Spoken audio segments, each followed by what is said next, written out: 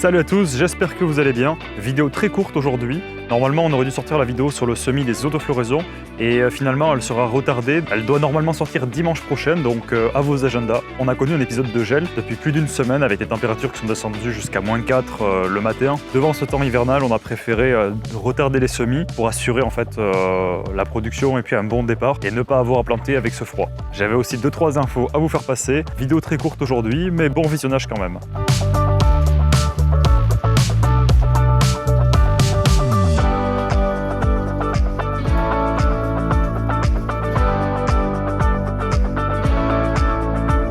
Alors pour revenir aux autofloraisons, oui, on va d'abord les semer en pépinière dans une serre conçue à cet effet. Donc ici on a notre serre avec tout le plant de légumes. C'est ici où les jeunes plants vont pousser dans les conditions idéales avant d'être plantés dehors, en attendant que les températures à l'extérieur soient un peu meilleures et qu'on ait passé les épisodes de gel. Alors cette serre de plants n'est pas chauffée en temps normal, mais quand il gèle ou quand il fait vraiment très froid la nuit ou le matin, eh bien on peut allumer un poêle à bois qui est ici et qui va faire très bien le travail. Alors dans cette serre, un après-midi de beau temps, sans chauffage, on arrive à atteindre les 35 degrés.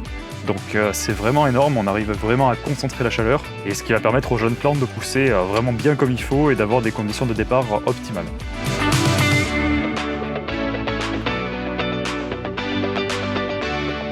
Alors comme on ne savait pas combien de temps le froid allait durer, on a préféré décaler les semis pour ne pas prendre le risque de devoir les sortir et les planter dehors.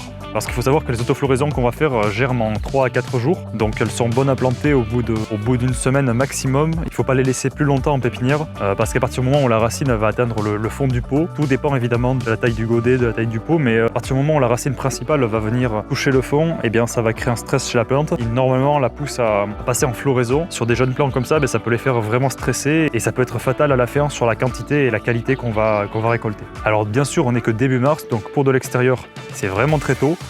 Mais nous on s'est fixé l'objectif de faire des récoltes précoces, donc on va quand même essayer de faire ça rapidement et on va se retrouver avec Emmanuel dans la semaine pour faire tout ça. Et pour vous la vidéo sortira dimanche prochain. Bref, cela fait plus d'1 mois qu'on a commencé nos vidéos sur Blato. Notre objectif c'était d'apporter des connaissances sur le monde du cannabis au plus grand nombre, de vulgariser et d'expliquer certains termes, certaines notions.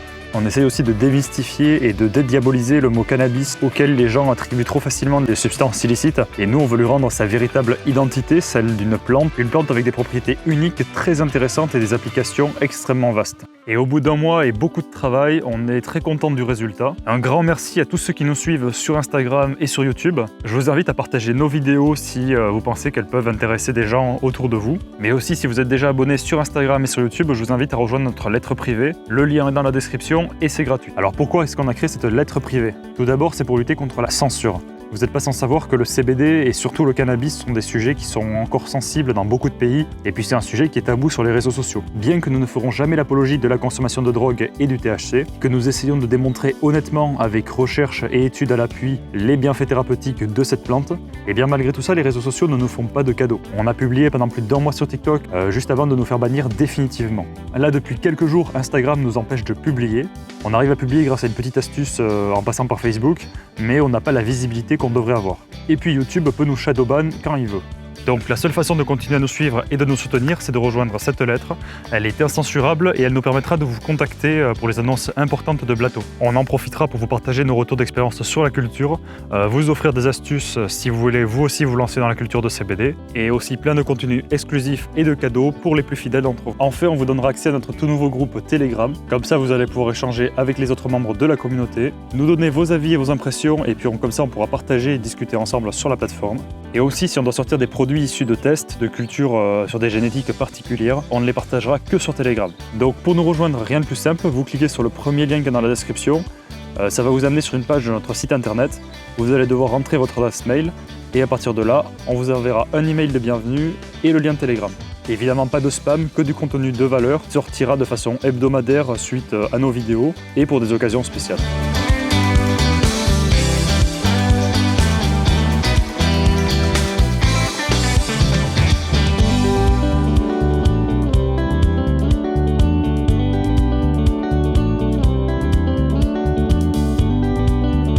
Dans le dernier épisode, si vous ne l'avez pas vu, je vous y invite. On vous présente cette serre tunnel où on va faire pousser du CBD et on vous montre toute la préparation de A à Z. Mais pour les plus attentifs d'entre vous, on vous avait parlé d'une seconde serre Donc que voici. Elle est vraiment très grande, elle fait 40 mètres de long sur 8 mètres de large. Dans un premier temps, on va se servir uniquement d'une moitié pour le CBD. Sur l'autre, on a planté des haricots verts. Comme tout à l'heure, il fait extrêmement chaud à l'intérieur. Le soleil tape très fort, mais ça va être parfait pour les autofloraisons qui vont avoir de la vigueur et de la force pour pousser. Cette serre a déjà plus de 40 ans de service où elle a accueilli des légumes. Elle a résisté à toutes les tempêtes. Aujourd'hui, on a simplement rehaussé les arceaux qui s'étaient enfoncés avec le mouvement de terrain et on a changé la bâche plastique au-dessus. Et elle est repartie pour je ne sais combien de saisons encore, et cette fois-ci avec du CBD.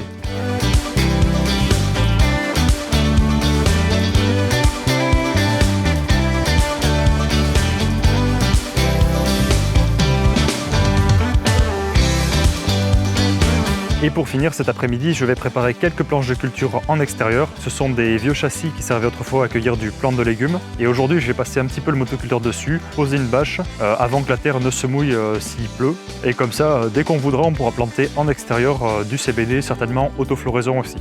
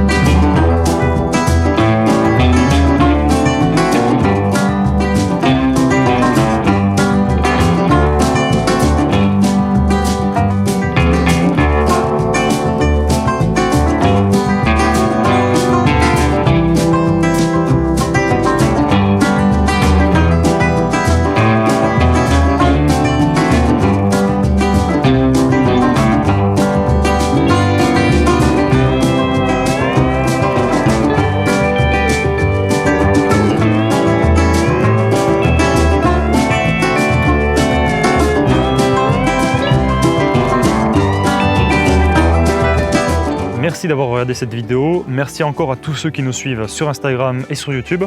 Donc pensez à liker si la vidéo vous plaît, à la partager si ça peut intéresser des gens autour de vous et surtout à vous abonner et à rejoindre la lettre privée pour ne pas nous perdre de vue à cause de la censure.